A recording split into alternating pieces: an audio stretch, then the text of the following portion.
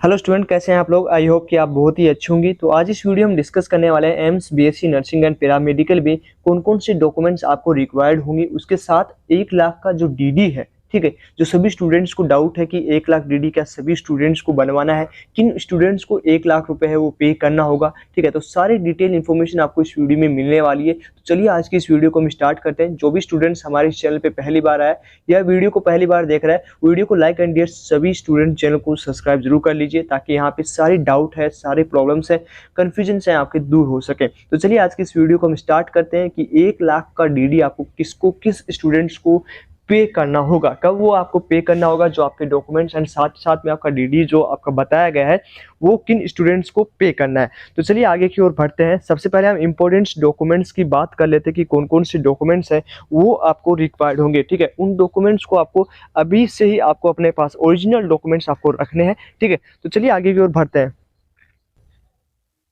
अब यहाँ पे आपको डॉक्यूमेंट्स लिस्ट हम दिखा रहे होंगे। तो यहाँ पे लिखा हुआ है कि जो स्टूडेंट्स, ठीक है, ऑप्शंस फर्स्ट एंड सेकंड में यहाँ पे जो मेंशन किया गया है कि 1 लाख रुपए का जो डीडी है, ड्राफ्ट है आपका बनाया जाएगा, ठीक है।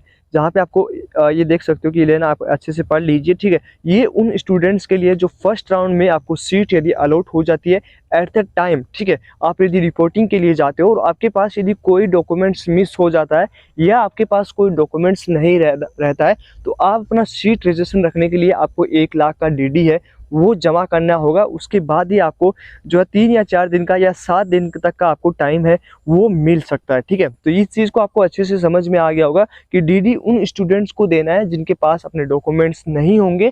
डॉक्यूमेंट्स यदि आपके पास पूरे हैं तो आपको डीडी जमा नहीं करना है, ठीक है। डीडी का मतलब ये होता है कि यहाँ पे डीडी को ये बताया गया है कि यदि आपके पास कोई डॉक्यूमेंट्स नहीं है तो आप अपना सीट यदि बचाना चाहते हो, अपना सीट वहीं लेना चाहते हो, तो आपको 1 लाख का डीडी देना होगा। उसके बाद आपको एम्स है वो 6-7 दिन का टाइम या 3-4 दिन का टाइम एक्स्ट्रा देगा, ठीक है। जैसे ही आप डॉक्यूमेंट्स अपने ओरिजिनल उनको सबमिट कर दोगे, उसके बाद में आपका जो 1 लाख रुपए आपको रिटर्न हो जाएगा, ठीक है। तो ये आपको अच्छे से समझ में आ गया होगा कि 1 लाख रुपए किन स्टूडेंट्स को डीडी के रूप में देना है।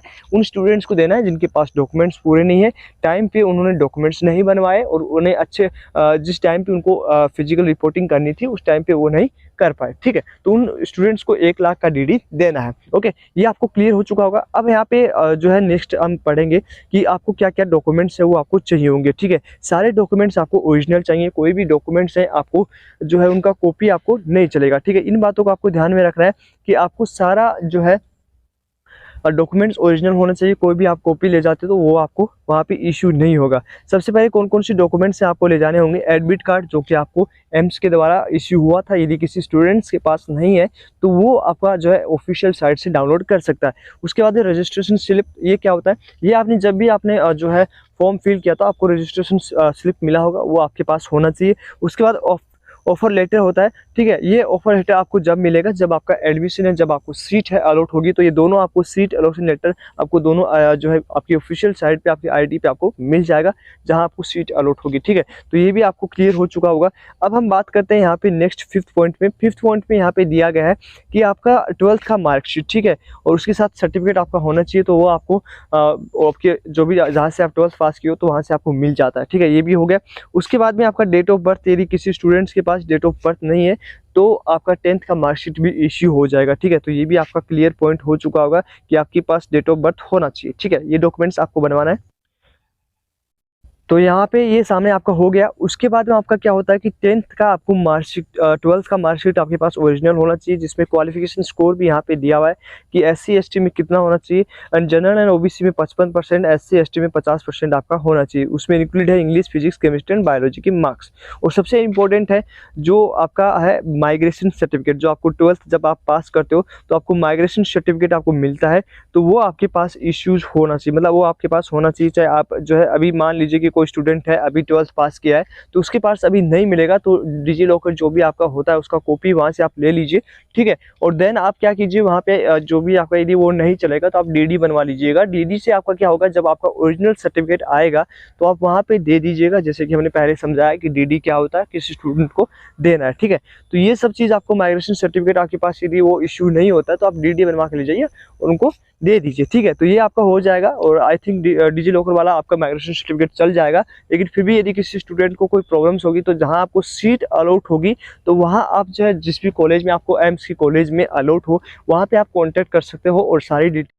और अब जो आपका लास्ट सर्टिफिकेट होगा वो आपका कैटेगरी सर्टिफिकेट होगा, कास्ट सर्टिफिकेट आपका होगा, ठीक है। यहाँ पे आपको क्या चीज़ आपको ध्यान रखना है, क्योंकि बहुत से स्टूडेंट हैं यहाँ पे गलतियाँ करते हैं। कुछ स्टूडेंट्स का जो है इनवैलिड आईडी अभी बता रहा होगा, जो आप काउंसलिंग प्रोसेस में पार्टिसिपेट नहीं कर पा रहे होंगे, ठीक है। तो बहुत से स्टूडेंट्स को जो इश्यू आया है वो आपका ओबीसी सर्टिफिकेट के कारण आया है, ठीक है। यहाँ पे जो डेट आपको दी हुई थी, आपने पहले हमारे जो डॉक्यूमेंट्स की वीडियो आपने देखे होंगे, जब हमने जो आपका रजिस्ट्रेशन हो रहा था, जो डेट आपको दी हुई थी उसी डेट में आपका सर्टिफिकेट है वो होना चाहिए, ठीक है। आपके पास यदि आपको आज नहीं है, ठीक है, तो वो आप उसी डेट में आपको होना चाहिए। वो भी आपके पास सेंट्रल गवर्नमेंट का आपके पास जो है ओबीसी का सर्टिफिकेट आपके पास ओरिजिनल होना चाहिए। तो जिन स्टूडेंट्स के नहीं है तो उन स्टूडेंट्स को उसी डेट का आपको इश्यू करना होगा, ठीक है। तो यहाँ पे ये आपका पूरा हो गया। सेंट्रल यूनिवर्सिटी सेंट्रल आपको जो है कास्ट सर्टिफिकेट बनवाना है, क्योंकि आपका एम्स है, सेंट्रल अथॉरिटी है, ठीक है। तो ये आपको क्लियर हो गया। उसके बाद पीडब्ल्यूडी जो स्टूडेंट है उन्होंने अपना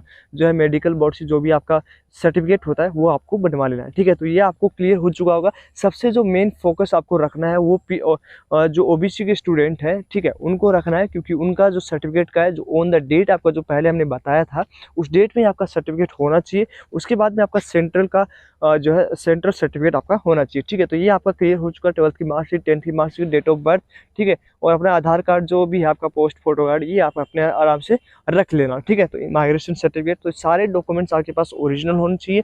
उसके बाद हमने बात की कि जिसके स्टूडेंट के पास यदि डॉक्यूमेंट्स नहीं रहेगा, ओरिजिनल डॉक्यूमेंट्स कोई भी मिस रहेगा, तो उसको डीडी फिल करना होगा। डीडी से आपको जो है एक्स्ट्रा टाइम आपको मिल जाएगा। जैसे ही आप ओरिजिनल डॉक्यूमेंट्स उनको जो है सबमिट कर दोगे तो आपको क्या है कि डीडी आपको जो भी 1 लाख का पे है वो आपको रिटर्न हो जाएगा, ठीक है। तो आई थिंक ये आपको अच्छे से समझ में आ गया होगा। ऐसी वीडियो, इन्फॉर्मेटिव वीडियो आपको आगे भी मिलती रहेंगी। तो किसी स्टूडेंट को यदि कोई डाउट हो तो आप कमेंट बॉक्स में या टेलीग्राम पे हमसे पूछ सकते हो।